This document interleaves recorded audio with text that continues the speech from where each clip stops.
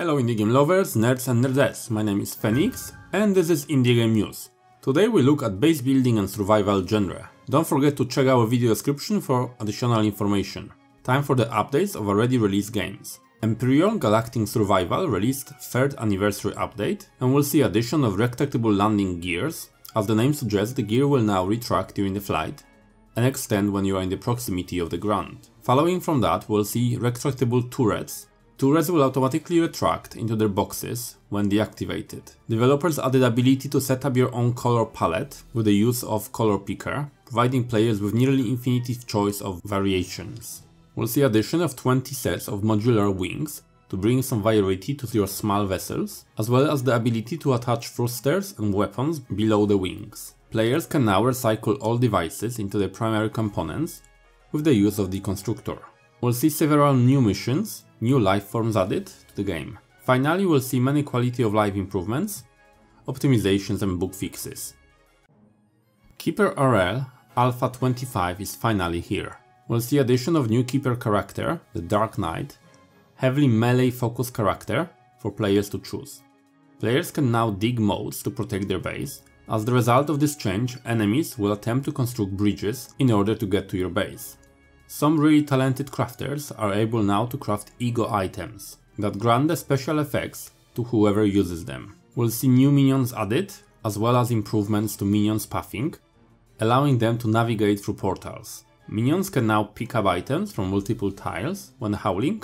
This should speed up howling jobs. We'll see addition of new orders, the stand ground and ignore enemies, as well as some changes in the population slots unit take. There are several UI improvements, optimization changes and bug fixes as usual.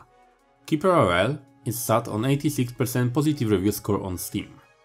Rimworld Beta 19 is out of the testing branch. Developer added bridges. You can build bridges over rivers and non-deep lakes and ocean water. Bridges support all by the heaviest structures, can burn and collapse under damage. We'll see quality of life improvements, new main tab Wildlife, allows for easy count, finding and designating wild animals. We'll see new raid modes, multiple groups and enemy pods scatter all over the map. Additionally, quite a big change to the ship end sequence. Starting up the ship reactor now takes 15 days, during which you will be attacked constantly by desperados and mechanoids. Talking of mechanoids, Cypher is now split into Cypher, close combat specialist, and Lancer, the fast sniper.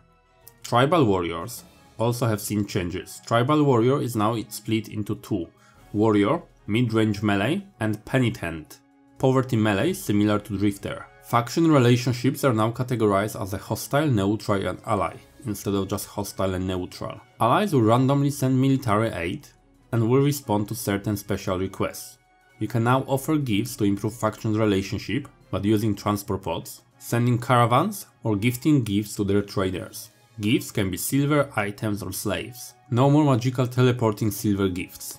We'll see addition of several new buildings, like automated cannons, fabrication bench or watermill generator, and more. New traits and new items also have been added to the game. We'll see more terrain, incidents and many small changes, optimizations and bug fixes. As you probably are aware, Rimworld is one of the highest rated games on Steam, currently at 97% positive review score out of over 20,000 reviews submitted. Time for recent releases. Dig or Die released on Steam as a final full version.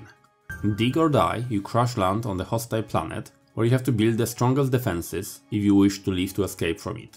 You have to build strong and smart, else physics may flood or destroy your only hopes or survival. The game is based around three main elements. Strategy.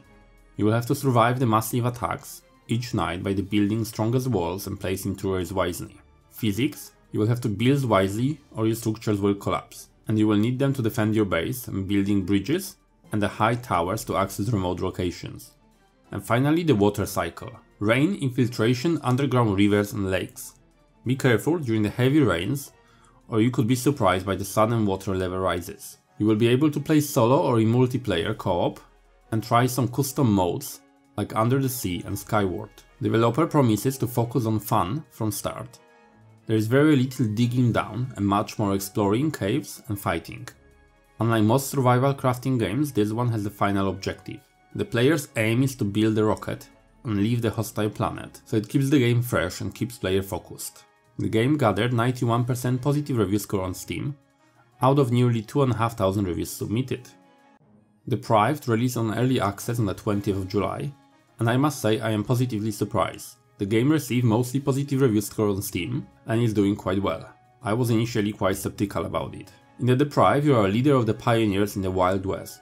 You are only about to start your adventure in the procedurally generated world, with only one carriage full of resources. You will have to select a suitable place for your first settlement and produce building materials from the Mother Nature or by trading to create a new home country for your residents. The happier your residents are, the faster your town will grow. Supply your residents with food and water so that they don't starve or die from thirst. You will have to protect them against the weather, against the illness by supplying them with clothes and firewood. Here is what one reviewer had to say about the game. It is not that easy to make a good city building game. Most of them end up being too tedious, too slow, too simplistic or too derivative. Deprived manages to avoid these pitfalls, and the developers have created one of the most engaging city builders in the recent memory. At its core, Deprived is a city builder built along the lines of Dwarf Fortress in RimWorld. You plot your buildings and your autonomous villagers construct and occupy them, and are assigned the jobs as the hunter, woodcutter, undertaker, tailor, farmer, etc. It has a Wild West setting. The first thing you notice is that the developers put a lot of care into design and feel of the game. This game has definitely moved to my keep an eye on list. Okay, let's talk about the upcoming games. Atomic Society is set to release on the Steam Early Access this September. Currently the game is available via developer's website. In Atomic Society you build and rule your own post-apocalyptic society. You will have to decide the laws and morals of survivors. You have to overcome the challenges and threats from the wasteland. Game premise is very similar to the one you may know from the Frostpunk.